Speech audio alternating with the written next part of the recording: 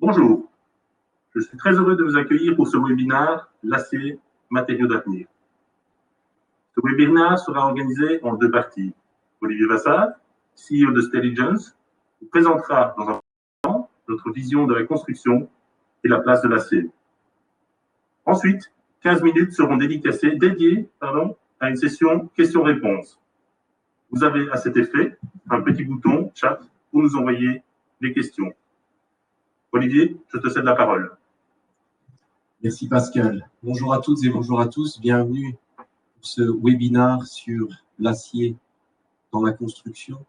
Avant de vous parler d'acier, je voudrais simplement revenir sur l'énorme défi auquel l'humanité est confrontée aujourd'hui. La population mondiale est en croissance constante et on prévoit d'atteindre 9 milliards d'habitants d'ici 2050. Nous avons globalement 200 000 personnes qui déménagent tous les jours vers nos villes. Et ceci est un énorme challenge que l'on a pour la construction et le maintien de nos bâtiments. Tous ces gens vont devoir se loger, vont devoir avoir des infrastructures scolaires, avoir des endroits pour travailler. Et si on continue à construire les bâtiments comme on les construit aujourd'hui, il sera totalement impossible de relever ce défi. Alors, lorsqu'on regarde aujourd'hui les émissions CO2 par secteur d'activité, on voit dans la presse et dans la communication de monsieur et madame tout le monde un focus énorme qui est fait sur, bien sûr, le transport et l'industrie. Alors, doit-on diminuer nos efforts dans ces deux domaines? Non. Mais lorsqu'on regarde les chiffres, la construction, c'est-à-dire les bâtiments dans lesquels nous vivons, dans lesquels nous travaillons, représente aujourd'hui 44% des émissions de CO2. Nous avons donc un énorme effort à faire si nous voulons relever le défi environnemental. Alors, pour ça, il va falloir amener de nouvelles approches à la construction. Il va falloir utiliser les matériaux et les ressources qui sont à notre disposition d'une autre manière. Gaspiller moins les ressources, réutiliser, recycler, pour pouvoir continuer à soutenir notre mode de vie avec la population en croissance. Alors, les villes de demain doivent être résilientes. Qu'est-ce que ça veut dire? Ça veut dire que nos villes doivent pouvoir s'adapter, se reconfigurer. Nos bâtiments aujourd'hui interagissent de plus en plus avec le réseau urbain, avec l'extérieur, avec les différents acteurs. Et lorsqu'on traverse nos villes aujourd'hui, on voit que énormément de bâtiments que l'on détruit sont détruits non pas parce qu'ils ont des problèmes structurels, non pas parce qu'il y a un problème à l'utilisation du bâtiment. Ils sont détruits parce qu'ils ne correspondent plus aux demandes du marché. Donc, lorsqu'on conçoit un nouveau bâtiment, on doit le concevoir de manière flexible, de manière que l'on puisse le transformer, de manière qu'on puisse changer l'utilisation de ce bâtiment afin de lui donner une nouvelle vie, pouvoir transformer des bureaux en écoles, des écoles en logements, des hôtels en hôpitaux, pour pouvoir permettre de réutiliser ces bâtiments et non pas les détruire, créer du déchet et en reconstruire de nouveau. Alors, ici, nous avons une étude réalisée par McKinsey sur le futur de la construction. Vers où doit se tourner la construction? Alors, si on regarde à l'échelle mondiale la croissance de la productivité et du travail dans la construction, on est à un ordre de grandeur de différence comparé aux autres industries et à l'économie globale. Cela fait des années que la productivité dans la construction augmente très lentement et beaucoup plus lentement que l'économie mondiale. Alors, si on regarde l'écosystème actuel de la construction, il est très complexe et très fragmenté. Chaque projet de construction est un nouveau projet. C'est-à-dire qu'on réinvente quasiment à chaque fois la manière de construire, la dimension des bâtiments, la façon dont les bâtiments sont agencés. Et ce que McKinsey prévoit et ce que beaucoup de gens prévoient, c'est une modification de cet écosystème, une standardisation des process de construction. Alors, beaucoup de gens associent la standardisation à la construction modulaire, les boîtes à chaussures que l'on empile pour faire des bâtiments. C'est pas du tout ça. La standardisation, c'est arriver à standardiser les éléments constructifs et avoir des constructions qui peuvent avoir des architectures très complexes, mais qui utilisent des dimensions et des éléments standardisés. Cela permet d'industrialiser le process de construction et surtout de penser à une future réutilisation des éléments constructifs. Si les éléments constructifs deviennent standards, il est beaucoup plus simple par la suite de les récupérer et le réutiliser dans un futur bâtiment.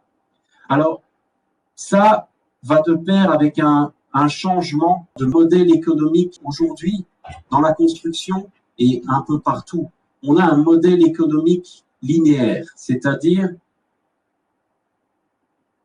on crée des matériaux, on extrait des matériaux, on produit des solutions constructives, on en fait des bâtiments, on les utilise et ensuite on les démolit.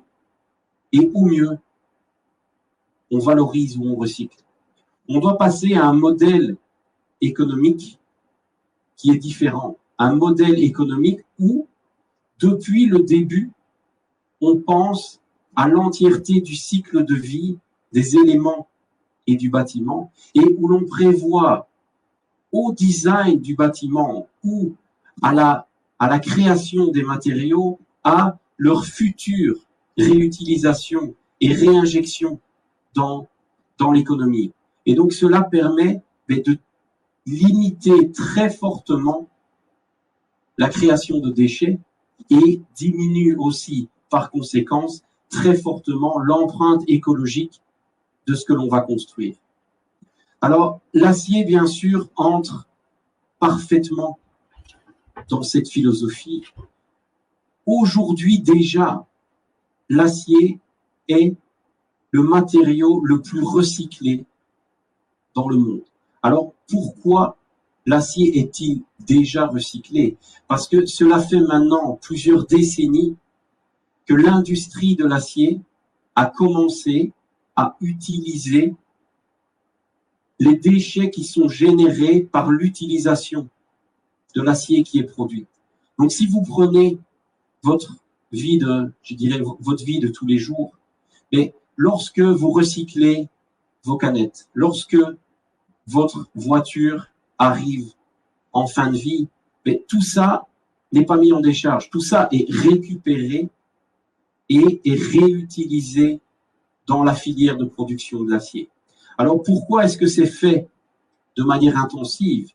Il y a deux raisons. La première est qu'il est très facile de séparer l'acier des autres matériaux.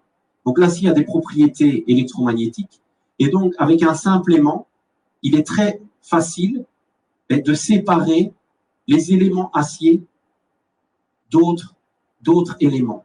Et ensuite, l'industrie de l'acier, ayant donné une valeur commerciale, je dirais, à ce déchet acier par la réinjection dans le process de fabrication, permet d'organiser une filière complète de recyclage de ces matériaux. Alors, le recyclage, c'est très bien, mais ce n'est pas suffisant si on veut réellement diminuer fortement l'empreinte environnementale des matériaux. Il faut penser, bien sûr, à la rénovation et aussi à la réutilisation des matériaux.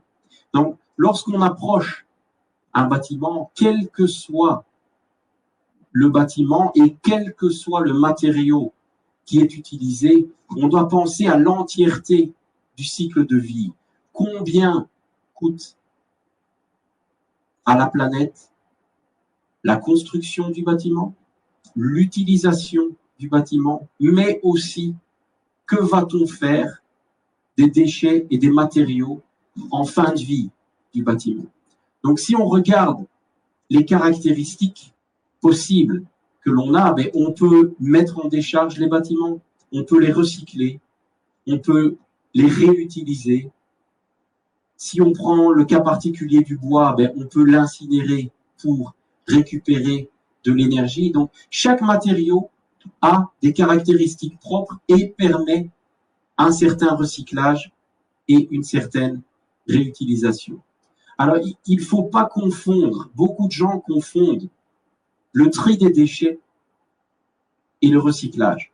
Le tri des déchets est la première étape du recyclage. La séparation des différents déchets en catégories. Ensuite, on a une première étape, je dirais un premier niveau, qui est la valorisation de ces déchets. Donc, si je prends l'incinération du bois, par exemple, ben, ce n'est pas du recyclage, c'est de la valorisation, c'est-à-dire qu'on va utiliser ce bois, on va le valoriser en créant de l'énergie. Le recyclage, c'est récupérer le matériau et, par un process industriel, en refaire le même matériau. Donc, si je prends le cas de l'acier, ben, on est dans le cas du recyclage. On a de l'acier, on le récupère et on en refait le même matériau. Et in fine, le niveau ultime, c'est la réutilisation. C'est-à-dire prendre un élément constructif et le réutiliser. Alors, l'acier permet une préfabrication assez intense des différents éléments constructifs. Alors, face à la pandémie dont nous faisons face, on a vu que lorsqu'on a relancé les chantiers de construction début de l'été, on s'est retrouvé, je dirais, dans une nouvelle situation. Il nous est aujourd'hui très compliqué, voire quasiment impossible, d'amener des centaines, voire des milliers d'ouvriers sur un chantier. Les conditions sanitaires ne nous le permettent pas. Donc, aujourd'hui, la préfabrication permet de réduire fortement la main-d'œuvre sur le site de construction. Donc ça, c'est quelque chose qui, dans les années à venir, vont fortement influencer la façon dont on va construire nos bâtiments. Alors, il y a quelques années, on a commencé cette aventure en 2015. Grégory Lutkowski, qui était et qui est toujours le vice-président en charge de la recherche et développement, nous a demandé de regarder au monde de la construction, mais d'une différente manière. Jusqu'à ce moment, on avait regardé la construction à travers les yeux de nos clients, c'est-à-dire à travers les yeux des gens qui nous achètent l'acier, donc c'est-à-dire les constructeurs. Mais lorsqu'on analyse comment fonctionne le marché de la construction, on peut regarder ça et arriver à des conclusions qui sont un peu différentes de ce qu'on avait à l'époque. Et le mieux est de prendre un exemple. On doit construire un bâtiment. Donc on a un bâtiment à construire. Ce qu'on a remarqué en interviewant les différents acteurs du monde de la construction, c'est que tout ce monde de la construction est organisé en silos. C'est-à-dire, on a des équipes qui sont en charge du calcul du plancher du bâtiment. On a des équipes qui sont en charge du calcul de la structure du bâtiment. On a ensuite d'autres équipes qui sont en charge du calcul et de la mise en œuvre de la façade. Et finalement, une dernière équipe qui a en charge tous les systèmes de ventilation et d'air conditionné du bâtiment. Alors, chaque équipe tente d'optimiser sa partie. Mais globalement, la somme des optimums est très différente d'un optimum global. Alors, beaucoup de gens nous disent, oui, aujourd'hui on a le BIM qui nous permet de régler les interactions entre les différentes parties du bâtiment. Tout à fait, le BIM va nous permettre de vérifier la compatibilité entre les différents aspects du bâtiment, la compatibilité entre la structure, la façade, le système de ventilation. Donc, le BIM va nous permettre de préconstruire numériquement le bâtiment et regarder que les interfaces fonctionnent. Mais le BIM ne va absolument pas nous permettre d'optimiser entièrement le bâtiment. Ensuite, optimiser, qu'est-ce que ça veut dire? Donc, au départ, chaque équipe tente d'optimiser, je dirais, sa partie. Mais premièrement, il faut prendre l'entièreté du bâtiment en compte pour calculer cet optimum. Alors, que veut dire l'optimum? Suivant la personne avec laquelle vous interférez et vous discutez, l'optimum peut être totalement différent. On peut optimiser le coût total du bâtiment. Un ingénieur va tenter d'optimiser le poids de la structure. On nous demande maintenant d'optimiser l'impact environnemental du bâtiment. Un utilisateur de bâtiment va être aussi fortement intéressé par la flexibilité, comment optimiser et comment facilement réorganiser ce qu'on peut faire dans ce bâtiment. Et bien sûr, investisseurs, entreprises de construction vont être intéressés par la vitesse de construction du bâtiment. Donc, il n'y a pas un seul critère d'optimisation. Il faut pouvoir réconcilier l'ensemble des critères et les appliquer à l'entièreté du bâtiment.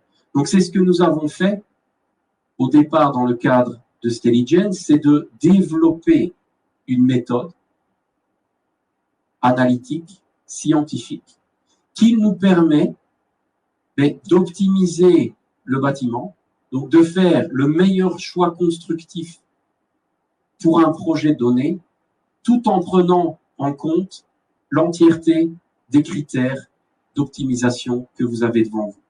Alors, lorsqu'on fait ça, on arrive à montrer que les designs proposés peuvent avoir de gros avantages par rapport à ce que l'on fait habituellement. Bon, je ne vais pas lister ici tous les avantages, je vais juste en prendre quelques-uns. Le premier est très très intéressant, non pas l'avantage, mais l'image que vous avez à gauche de l'écran. En fait, le bâtiment qui est à gauche et le bâtiment qui est à droite, ils ont exactement la même unité fonctionnelle. C'est-à-dire que le nombre de mètres carrés construits est identique, le volume construit, le volume libre construit est identique, mais les deux bâtiments n'ont pas la même dimension. Et pour moi, tout se joue là.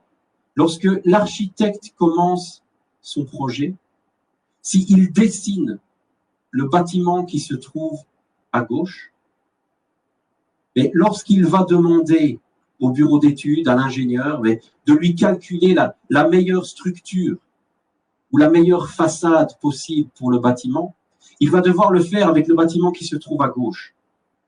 Et il ne pourra jamais atteindre la solution qui se trouve à droite, qui est, elle, la solution optimale. Et ceci est totalement indépendant des matériaux utilisés.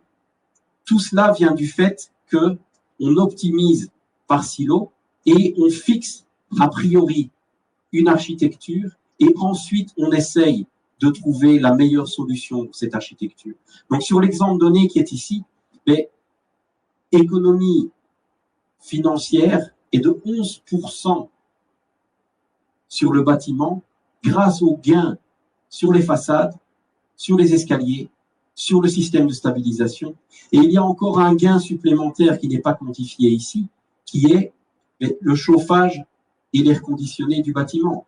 Comme il y aura pour un même volume utile moins d'interface entre l'intérieur et l'extérieur, il y aura moins d'utilisation d'énergie en phase de vie du bâtiment.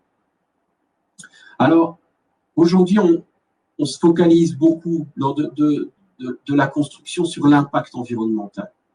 Alors, en optimisant le scénario, en faisant des choix, non plus des choix monomatériaux, je fais tout mon bâtiment en béton, je fais tout mon bâtiment en acier, je fais tout mon bâtiment en bois. Non, on combine les matériaux les uns avec les autres et on arrive à des solutions où l'impact environnemental peut être réduit jusqu'à moins 40% par rapport à la façon dont nous construisons nos bâtiments aujourd'hui.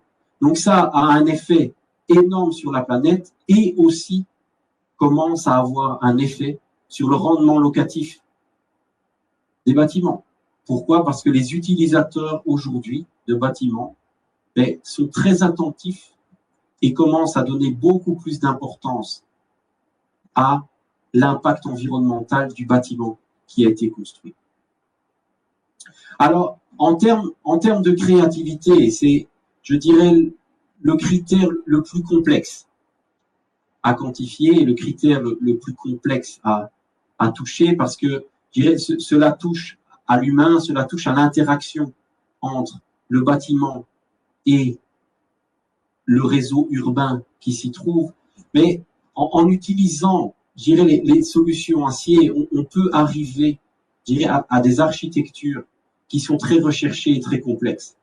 Donc, lorsque les architectes pensent à façades en acier, et qu'est-ce qu'ils voient? Ils voient les façades des halls industriels, les panneaux sandwich. Oui, c'est une partie de l'offre bâtiment en acier, mais on a aussi, je dirais, des éléments de façade qui sont très, très créatifs. Ici, un exemple, ce sont des coques qui ont été peintes et perforées.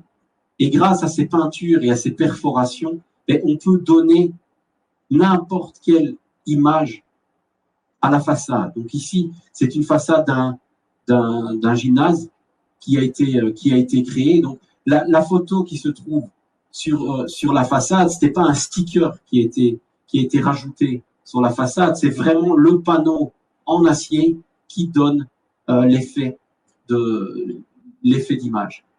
Alors, on a d'autres types de revêtements. Ici, on a un revêtement qui s'appelle granit. Donc, c'est un revêtement auto-nettoyant, c'est-à-dire que le panneau, premièrement, la saleté va très, très peu adhérer sur le panneau parce que la peinture est une peinture sur laquelle, je dirais, la poussière et les organiques n'arrivent pas à s'accrocher, mais aussi, dès qu'il va être impacté par l'eau, il va se nettoyer et va garder, je dirais, son aspect original pendant une très, très, très longue période. Donc, la légende, je dirais, et l'impression que les gens ont que les façades en acier, ça rouille, c'était peut-être vrai il y a 50 ans, ça ne l'est plus aujourd'hui. Donc, les problèmes de rouille sur les façades en acier sont des choses qui sont totalement réglées et pour lesquelles mais toutes les solutions techniques existent. Alors, une autre type de peinture qui peut être utilisée, ici c'est une peinture qui est très spéciale, elle va changer de couleur suivant l'orientation du soleil et l'orientation avec laquelle vous allez la regarder. Donc, ce type de revêtement permet de vous donner, de donner vie, je dirais, à la façade et permet d'interagir avec le public extérieur. Alors, en parlant de rouille, on peut aussi arriver à des solutions où cette rouille est provoquée.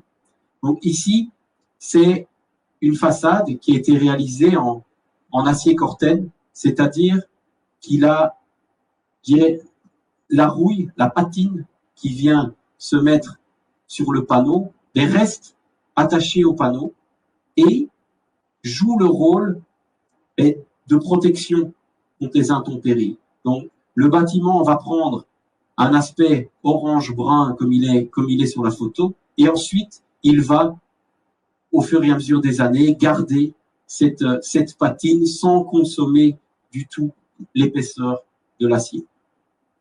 Alors, pour arriver, je dirais, à aider le marché et à aider les interlocuteurs de la construction, les investisseurs, les architectes, nous avons mis en place une nouvelle division pour ArcelorMittal qui s'appelle Stelligence et qui vous aide à choisir la meilleure solution technique pour votre bâtiment donné. Donc, on ne va pas calculer que des bâtiments avec 100% d'acier. Ça ne serait pas quelque chose qui est crédible. On utilise l'entièreté des matériaux qui sont disponibles et on utilise le meilleur matériau à la meilleure place afin d'optimiser l'entièreté du bâtiment et de la construction. Alors, si vous avez 3 choses à retenir de ce webinaire, la première, c'est le bon matériau à la bonne place. Donc, chaque matériau a sa place dans la construction. Il faut juste s'assurer qu'on utilise les matériaux à bon escient et qu'on utilise le bon matériau pour les bonnes choses et ses bonnes caractéristiques. Le deuxième point est qu'il faut se diriger vers une standardisation de la construction. Je ne dis pas qu'il faut se diriger vers des constructions standards, c'est différent. Il faut se diriger vers une standardisation de la construction qui va permettre à tous les acteurs d'optimiser le flot de matériaux et d'optimiser les bâtiments eux-mêmes. Et le dernier point, qui est pour moi le plus important, c'est qu'il faut prendre en compte l'entièreté du cycle de vie du bâtiment. Donc, dès la conception, il faut penser à que va-t-on faire de ce bâtiment lorsque il ne sera plus utile, lorsque il aura atteint sa fin d'utilisation. Si on ne va pas vers une telle démarche, on va simplement repousser le problème environnemental sur la future génération. C'est-à-dire que ce sont nos enfants, nos petits-enfants qui vont devoir régler tous les problèmes du stock de bâtiments que l'on a construit aujourd'hui. Si on a pris en compte la façon de réutiliser les matériaux, la façon de recycler les matériaux en fin de vie, on aura déjà réglé toute une partie du problème. Alors, vous avez à l'écran ici un QR code qui vous permet de recevoir la liste de tous les futurs webinaires que nous allons organiser. Et vous pouvez à tout moment envoyer un email, donc à l'adresse stelligence@arcelormittal.com, si vous voulez qu'on vous aide, si vous avez des questions concernant la méthodologie, si vous avez un projet de construction et vous voulez que nos équipes vous aident à investiguer le projet, à regarder ce qui peut être proposé, n'hésitez pas à nous envoyer un email. Donc, je pense qu'on va passer maintenant à à la partie questions-réponses.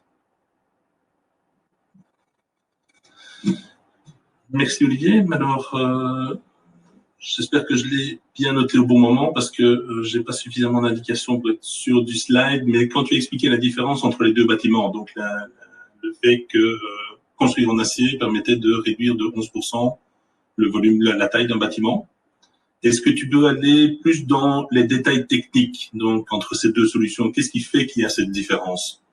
En fait, ce qui fait la grosse différence, c'est que dans la solution acier, il est possible d'intégrer tous les réseaux techniques dans la hauteur de la poutre. Donc, c'est pas une solution acier, c'est une solution mixte acier-béton. Donc, les planchers sont des planchers mixtes en acier et en béton, mais qui ont une épaisseur, je dirais, assez réduite. Sur le projet qui était là, on avait une épaisseur de 15 cm seulement. Et ensuite, en dessous, on avait des poutres en acier qui sont connectées à ce plancher béton pour avoir une utilisation monolithique, c'est-à-dire qu'on utilise le béton du plancher pour dimensionner les poutres. Et alors, on fait des perforations sur l'entièreté de la longueur de la poutre, ce qui permet très librement de pouvoir y intégrer tous les réseaux et aussi tous les futurs réseaux qui pourront arriver dans le bâtiment. Et donc, ce type de construction permet en fait de réduire la hauteur de plancher à plancher et donc permet au total de réduire la hauteur du bâtiment. Bon, il est aussi tout à fait possible, avec l'exemple qui était montré là, de rajouter un étage. Donc ça, c'est une autre option qui est possible. Une option est de réduire la taille du bâtiment, ou si le permis de bâtir est drivé, je dirais, par la hauteur maximale totale admissible dans la zone, mais on peut rajouter un étage. Donc globalement, tous les 7 étages, on peut rajouter un étage. Donc si on fait des calculs assez rapides, dans un même volume construit, on s'est rajouté 15% de surface utile et commercialisable supplémentaire, ce qui est totalement énorme d'un point de vue promotion immobilière. Ok, petite sous-question venant de ma part, est-ce que ça a un coût supplémentaire? Donc, quand le bâtiment est réduit, est-ce que le coût de cette solution-là est-elle plus onéreuse que d'autres solutions? Globalement, sur l'exemple qui avait été pris, on arrivait à un coût total construit qui était 15% moins cher que l'alternative. Donc non, ce n'est pas plus onéreux, c'est même moins cher. Alors pourquoi c'est moins cher? De nouveau, parce qu'on utilise le bon matériau à la bonne place pour faire la bonne chose. Ok, donc je rappelle aux participants, n'hésitez pas à poser vos questions via le chat. Hein. Donc moi, par contre, j'aimerais bien que tu donnes un peu plus de détails sur un des avantages que tu n'as pas expliqué dans la présentation, c'est la vitesse d'exécution. Qu'est-ce que ça représente comme avantage de construire en acier par rapport à la vitesse de cette exécution? Et je dirais, il n'y a pas une règle fondamentale. Ça va changer d'un bâtiment à l'autre, d'un endroit à l'autre. Mais je dirais, en moyenne, une structure en acier va monter 2 fois plus vite qu'une structure en béton. Alors, pourquoi est-ce que ça va monter plus vite? Parce que, premièrement, elle est basée sur des éléments préfabriqués et légers. Donc, ils sont, je dirais, manutentionnables à la grue pour ce qui concerne les structures. Mais les planchers, par exemple, qui sont des planchers mixtes acier-béton, ils sont manutentionnables. Ça veut dire qu'on bouge ces éléments à la main et donc le temps de grue sur chantier est fortement réduit. Donc, ça, c'est le premier avantage. Le deuxième, je dirais la deuxième chose qui fait que les structures mixtes acier-béton montent très vite, c'est que elles sont quasiment toujours conçues pour ne pas devoir mettre d'été provisoire en phase de construction. Donc, lorsqu'on coule du béton, habituellement sur chantier, on a un coffrage et ce coffrage, on doit y mettre des étais. Donc, on doit mettre des supports intermédiaire pour maintenir le coffrage pendant que le béton sèche. Et tant que le béton n'a pas atteint une certaine résistance, on ne peut pas passer à l'étage suivant. Et lorsqu'on fait des structures mixtes, on n'a pas besoin de ces supports intermédiaires. Ça veut dire que le bétonnage d'un étage est totalement indépendant du bétonnage de l'étage inférieur ou de l'étage supérieur. Et donc, on peut vraiment programmer les séquences de chantier pour monter très, très vite. Un des exemples est la tour des Deux à Paris, à la Défense, qui a été réalisée en structure mixte. Là, un des gros challenges était l'accès de chantier. Donc, il n'y avait quasiment pas de place sur le chantier pour stocker, je dirais, les matériaux. Et surtout, les accès chantiers étaient très limités dans le temps. Et donc, en utilisant le système de structure mixte sans étai, on pouvait totalement découpler le coulage des dalles de la construction du bâtiment lui-même. Et donc, ils ont permis de couler, tous les week-ends, on coulait un niveau de dalle, indépendamment de ce qui avait été fait avant ou après, ce qui permet d'optimiser la vitesse et d'optimiser le flux des camions sur le chantier.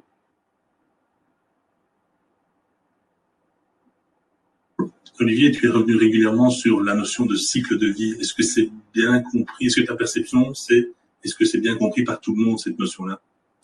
Il y a de plus en plus de gens qui comprennent ce qu'est un cycle de vie, mais il y a encore énormément de gens qui prennent des raccourcis. C'est-à-dire, j'ai essayé de l'évoquer dans ma présentation, mais beaucoup de gens pensent que le tri des déchets, c'est du recyclage.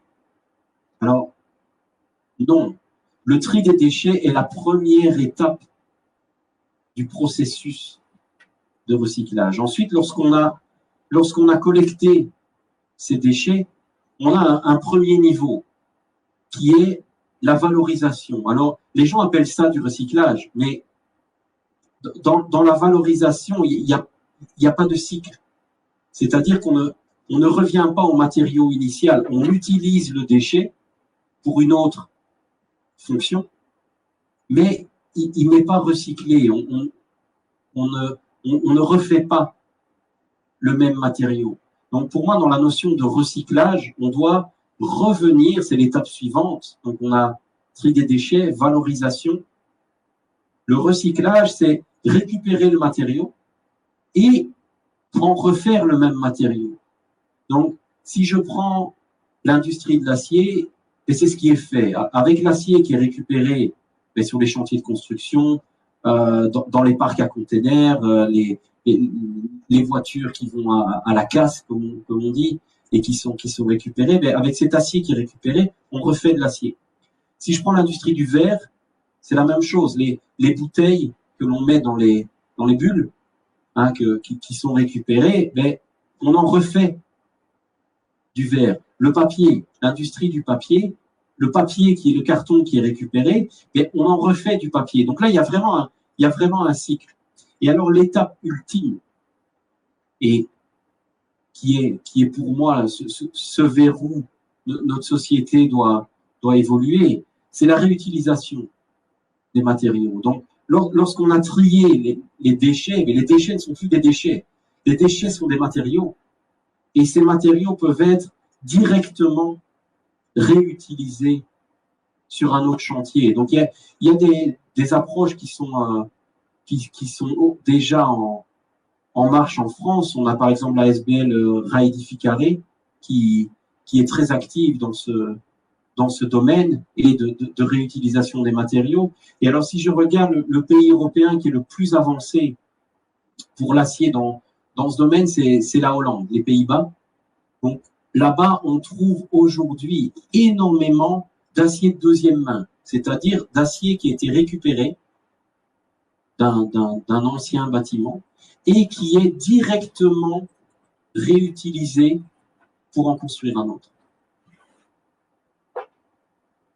Okay, merci Olivier. Alors, est-ce que tu pourrais commenter la durabilité de la structure mixte par rapport à la structure en béton? Donc, je présume que la question, c'est est-ce qu'on arrive au même résultat qualitatif? Mais je dirais, en termes de durabilité, il y a aucune différence, je dirais, entre une structure mixte et une structure en béton.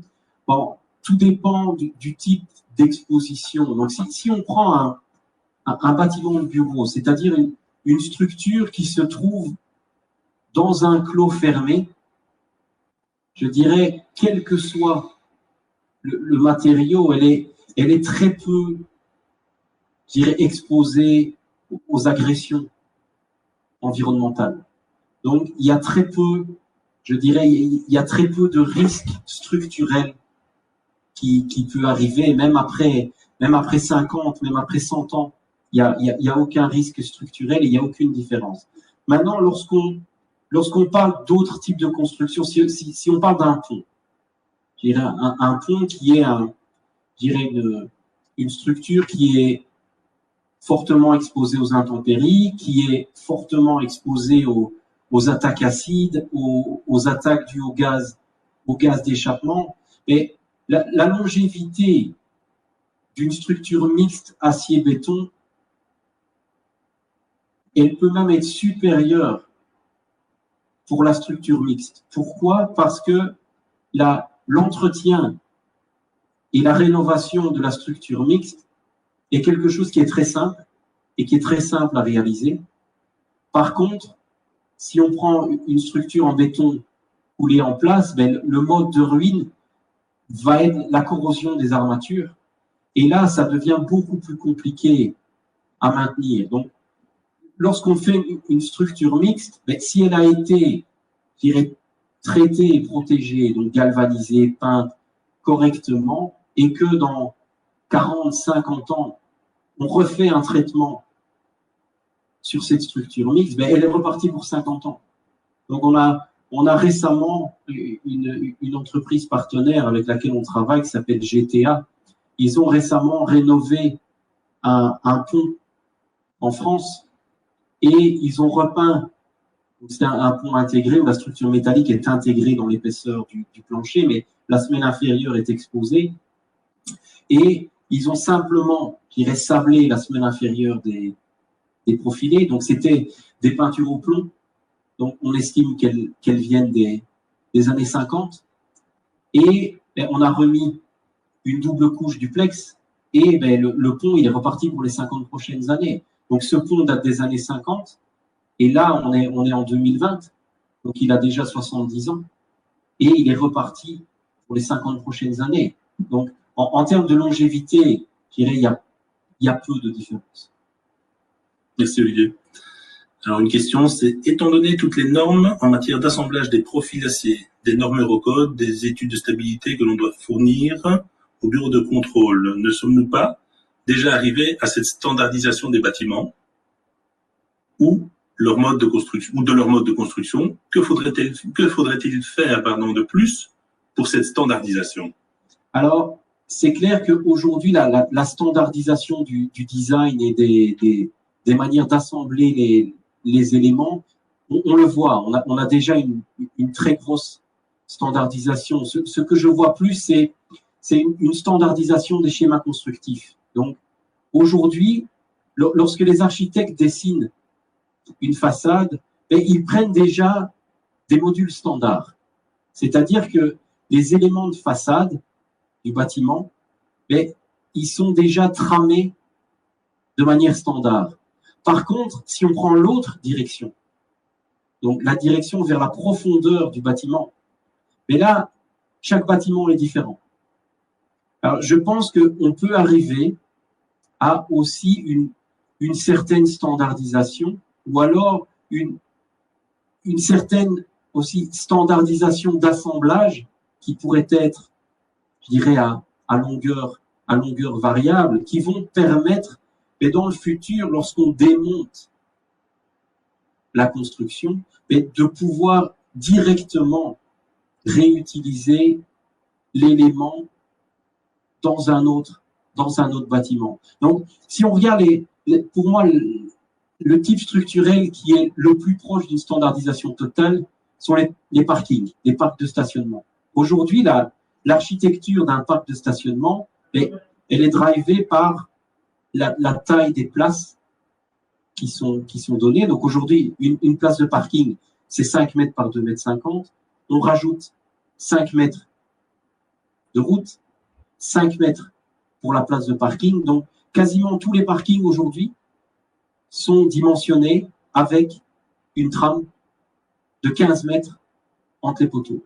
Et donc ça, pour moi, c'est un très bel exemple. Aujourd'hui, si on doit démonter un parking, demain, on peut directement récupérer les poutres et les planchers de ce parking et les réutiliser dans un autre parking. Alors, il y avait une petite question sur la formation. C'était de voir si Stelligence pouvait aider à accompagner des centres de formation pour les jeunes.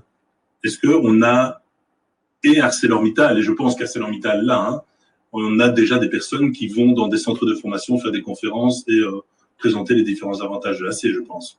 Oui, donc ça, c'est aussi, je dirais, un des aspects. Donc, quand je vous ai dit à la fin de la présentation qu'on était là pour vous aider sur vos projets, on vous aide aussi, je dirais, à transmettre, je dirais, le savoir sur comment dimensionner une structure acier, comment dimensionner une structure mixte.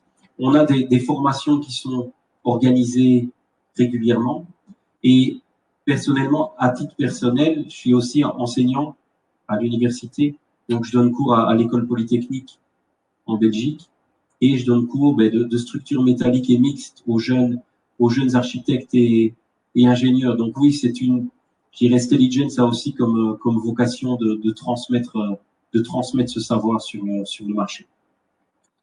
Alors, je vais prendre une dernière question pour respecter le timing. Je présume que beaucoup de gens ont aussi d'autres rendez-vous. Donc, votre exemple de la lande ne montre-t-elle pas qu'au final, ce n'est qu'une question de réseau de récupération et de revente qu'il faudrait mettre en place?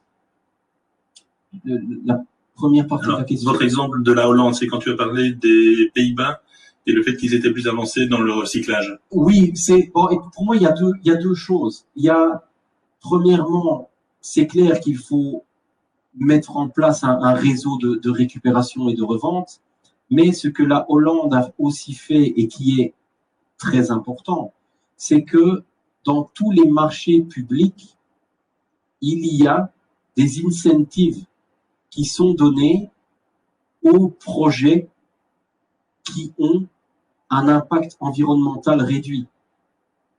Donc ça, c'est aussi quelque chose qui est fondamental. Il faut que les différents acteurs du marché, et je ne parle pas seulement des fournisseurs de matériaux, je parle de l'entièreté du marché, que les investisseurs, les architectes, les bureaux d'études, les compagnies de construction aient un certain incentive ou, je dirais, surcoût s'ils n'utilisent pas des solutions environnementales. Mais il faut que le marché soit en demande et que les gens puissent capitaliser, je vais dire, sur ces différentes options. Et quand je dis capitaliser, je ne parle pas que d'argent. Je parle clairement, il faut qu'il y ait une vraie demande des utilisateurs finaux des bâtiments pour pouvoir permettre à toute la chaîne du marché de la construction de pouvoir promouvoir ces solutions plus respectueuses de l'environnement. Ok, Olivier. Je pense que nous sommes arrivés à la fin de ce webinaire. Donc, merci à tout le monde de votre participation. Et je te laisse la place pour un dernier mot. Oui, merci à tous pour la participation. Ça a été un plaisir. Bon, c'est toujours un peu plus compliqué de faire ce genre de choses à distance et j'espère pour tout le monde que dans les mois qui viennent, la situation sanitaire va se normaliser et que vous pourrez tous retourner à une vie un peu plus normale. Prenez soin de vous et et merci pour le temps passé.